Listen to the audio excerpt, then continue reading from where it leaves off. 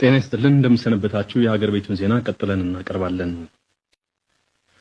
መንግስት በሀገራችን እየተንሰራፋ ያለው ሙስና ለመዋጋት በጀመረው እንቅስቃሴ በመንግስት ሀብት ምዝበራ ተሳትፏል ያላቸውን ከፍተኛ የመንግስት ባለስልጣናትና ከባለስልጣናቱ ጋር በመመሳጠር ህገወጥ ብልጽግና አግኝተዋል ያላቸውን አንዳንድ ነጋዴዎችን በቁጥጥር ስር አውሎ ችሎት ፊት ማቅረብ ጀምሯል። ለዝርዝር ዘገባው ሳሙኤል ፍቅሬ። የነበራቸውን ከፍተኛ የመንግስት ስልጣን ተገን በማድረግ በጥቅምና በዝምድና ከተሳሰሯቸው የተለያዩ ነጋዴዎች ጋር በመመሳጠር በመንግስት ሀብት ላይ ምዝበራ ለመፈጸማቸው ማስረጃ አለኝ በማለት ፖሊስ ባለፈው ማክሰኞ በቁጥጥር ስር ካዋላቸው ባለስልጣናት መካከል የኢህአዴግ ምክር ቤትና የህወሓት ፖሊስ ቢሮ አባል የነበሩት አቶ ስዬ አብርሃ፣ በሚኒስትር ማዕረግ በጠቅላይ ሚኒስትር ጽህፈት ቤት የክልል ጉዳዮች ዘርፍ ኃላፊ የነበሩት አቶ ቢተው በላይ፣ የመንግስት የልማት ድርጅቶች ተቆጣጣሪ ባለስልጣን ኃላፊ የነበሩት አቶ አሰፋ አብርሃ ይገኙበታል።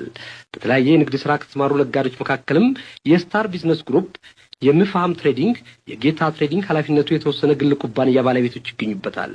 ፖሊስ ተጠርጣሪዎቹን በቁጥጥር ስር በመዋል ቀደም ሲል ያሰባሰበውን ማስረጃ አጠናክሮ ምርመራ ለማድረግና ለሚመለከተው የህግ አካል ለማቅረብ ከፌደራሉ የመጀመሪያ ደረጃ አንደኛ ወንጀል ችሎት የጊዜ ቀጠሮ በጠየቀባቸው የተለያዩ መዝገቦች ላይ እንደገለጸው እስካሁን አለኝ በሚለው ማስረጃ መሰረት ከ420 ሚሊዮን ብር በላይ የመንግስት ሀብት ተመዝብሯል። አቶ ስዬን ጨምሮ በእነ አቶ ምህረተአብ አብርሃ መዝገብ እንደቀረበው የምፋም ትሬዲንግ ባለቤቶች ከተባባሪዎቻቸው ጋር በመሆን ከቦሌ ንግድ ባንክ ቅርንጫፍ ኃላፊዎች ጋር በጥቅም በመተሳሰር 5 አሮጌ የጭነት ተሽከርካሪዎችን በ7 ሚሊዮን 459784 ብር በባንኩ ገማቾች በማስገመት 4 ሚሊዮን 650116 ከ80 በብድር ወጪ ሆኖ ተሰጥቷቸው ለግል ጥቅማቸው አውለዋል።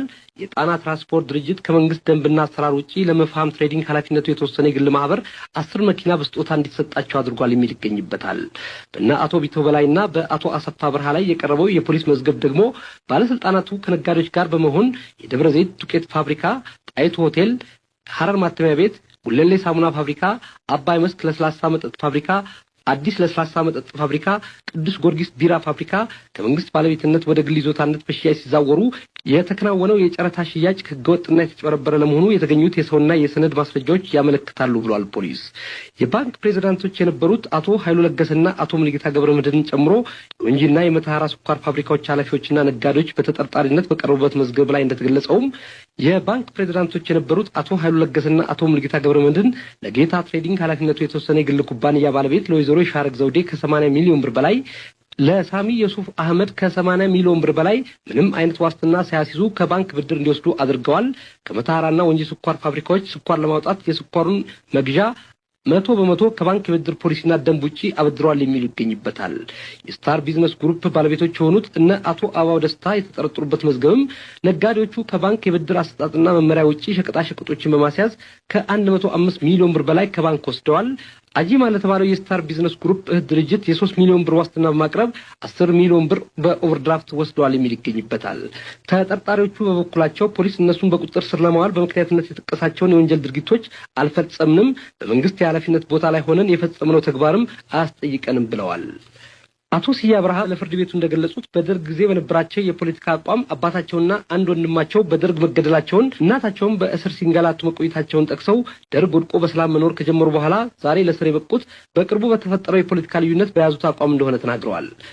በሽግግሩ ወቅት የመከላከያ ሚኒስትር እንደነበሩ ለፍርድ ቤቱ የተናገሩት አቶ ስዬ ከሽግግሩ በኋላ ማንንም መጥቀም የሚያስችለኝና ለየትኛውም የመንግስት ባለስልጣን ትዕዛዝ ለመስጠት የምችልበት የመንግስት ኃላፊነት ቦታ ላይ አልነበርኩም ብለዋል። አቶ ቢተው በላይ በበኩላቸው ኢህአዴግ ስልጣን ከያዘ በኋላ ለረጅም ጊዜ በፕሮፓጋንዳ ስራ ላይ እንደቆዩና የመንግስት የልማት ድርጅት ተቆጣጣሪ ባለስልጣን የቦርድ አባል የሆኑትም ከ1990 ዓ.ም ወዲህ እንደሆነ ገልጸዋል።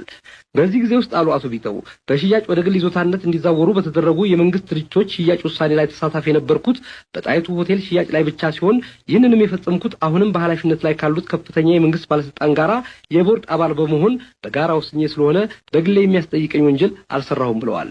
የመንግስት የልማት ድርጅቶች ተቆጣጣሪ ባለስልጣን የነበሩት አቶ አሰፋ አብርሃ በበኩላቸው ወደ ግል ይዞታነት የተዛወሩት የመንግስት ድርጅቶች የተሸጡት ሽያጩን ለማስፈጸም በወጣው አዋጅ ቦርድ ውሳኔ ስለሆነ እኔ በግል የምጠየቅበት ምንም አልሰራሁም ብለዋል። የመንግስት የልማት ድርጅቶችን ወደ ግል ይዞታ ለማዛወር የወጣው አዋጅም አሉ አቶ አሰፋ ሁሉም የቦርድ አባል በጋራ እንዲወስንና ሁሉም የጋራ ኃላፊነት እንዳለበት በደነገገው መሰረት ወደ ግል ይዞታነት የተዛወሩ የልማት ድርጅቶች በሙሉ በቦርዱ አባላት የጋራ ውሳኔ እየተሸጡ ናቸው። ባለፈው አርብ በእነ አቶ ስዬ አብርሃና በእነ አቶ ቢተው በላይ መዝገብ ላይ ፖሊስ ተጠርጣሪዎቹ በቁጥጥር ስር ውለው ምርመራው እንዲቀጥል ላቀረበው የ14 ቀን የጊዜ ቀጠሮ ውሳኔ የሰጠው ፍርድ ቤት በበኩል እንደገለጸው ፖሊስ ተጠርጣሪዎቹ ፈጽመዋል ፈጽመዋል የሚለውን የወንጀል ድርጊት በማስረጃ አረጋግጦ ፍርድ ቤቱ የጥፋተኝነት ውሳኔ እስካልሰጠ ድረስ ምንም የወንጀል ድርጊት አልፈጸምንም ማለታቸውን እንደሚቀበለውና ንጹህ ናቸው ብሎ እንደሚያምንም ገልጿል።